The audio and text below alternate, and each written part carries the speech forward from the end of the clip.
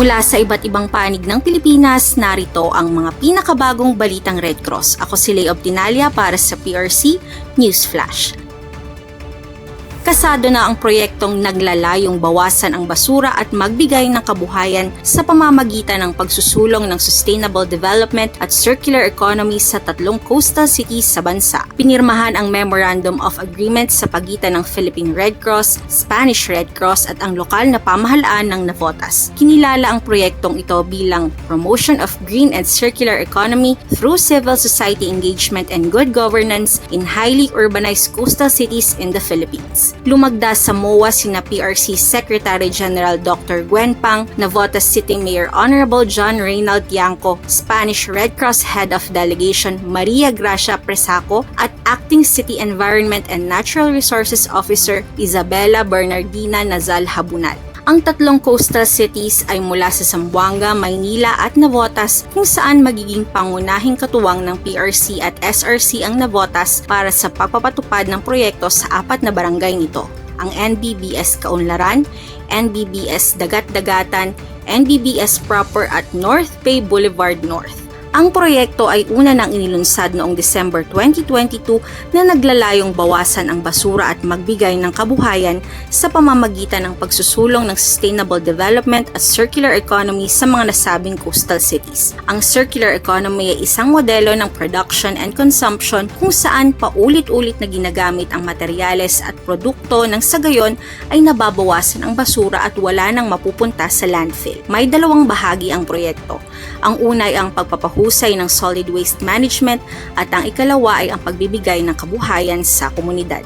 Sabi ni Sec. Jan Gwen Pang na sa pamamagitan ng proyektong ito, hindi lamang pinoprotektahan ang kapaligiran at itinataguyod ang sustainability. Itinataguyod din ng ugnayang ito ang mas matatag na komunidad para sa mga susunod na henerasyon.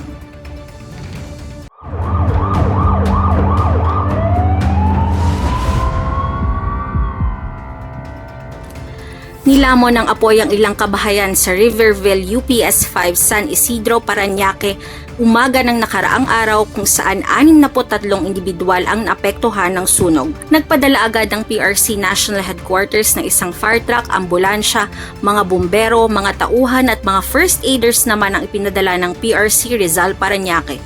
Ginamot ng first aiders ang isang nasunugan na nasugatan sa kanyang tuhod. Umabot sa 3rd alarm ang sunog at idineklarang fire under control ng bandang 6:00 ng umaga. Isa ring sunog ang tumupok sa residential area ng Baseco Compound, Port Area, Manila noong isang araw. Mabilis na kumalat ang sunog dahil gawa sa light materials ang mga bahay. Naagapan naman agad ang sunog ng mga rumespondeng bumbero. Kasama na ang fire truck at mga bumberong ipinadala ng PRC National Headquarters, Port Area.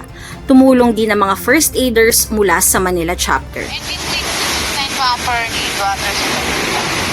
Sa nakaraang Haladaya Festival na ginanap sa Daan Bantayan, Cebu, nakiisa ang PRC Cebu Chapter sa pagsasaya ng mga turista at residente sa pista. Hindi may iwasan ang mga aksidente sa ganitong pagtitipon, kaya ang PRC Cebu First Aid Responders ay umalalay sa mga nasaktan dahil sa mga activities sa Haladaya Festival.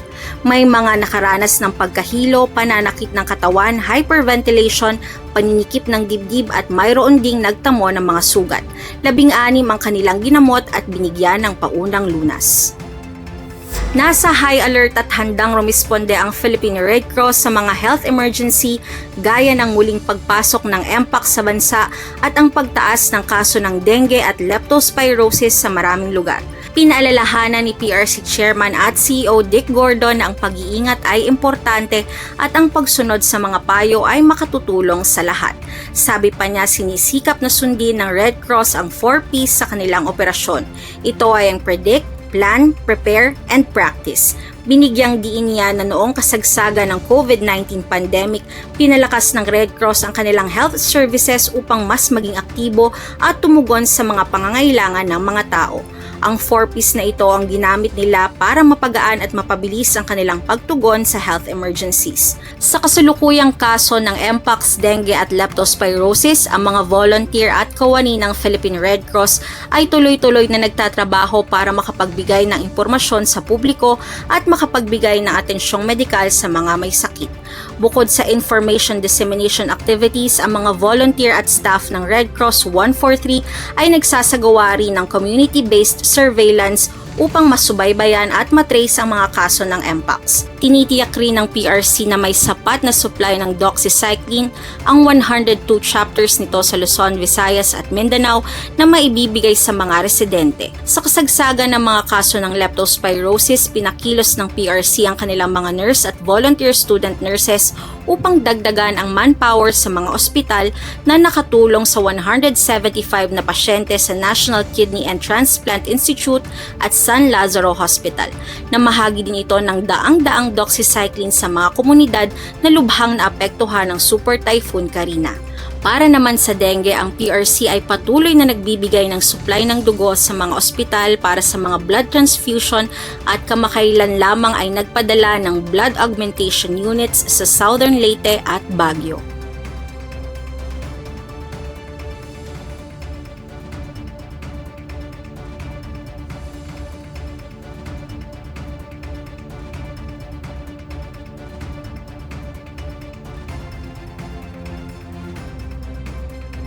Kung mayroon kang malasakit, kusang loob at kapwa-tao at gusto mong mag-volunteer sa Red Cross, pumunta lamang sa pinakamalapit na chapter sa inyong lugar at tumawag naman sa hotline 143 para sa mga emergencies. At yan ang pinakabagong balita mula sa PRC. Ako si Lea Obdinalia para sa PRC News Flash.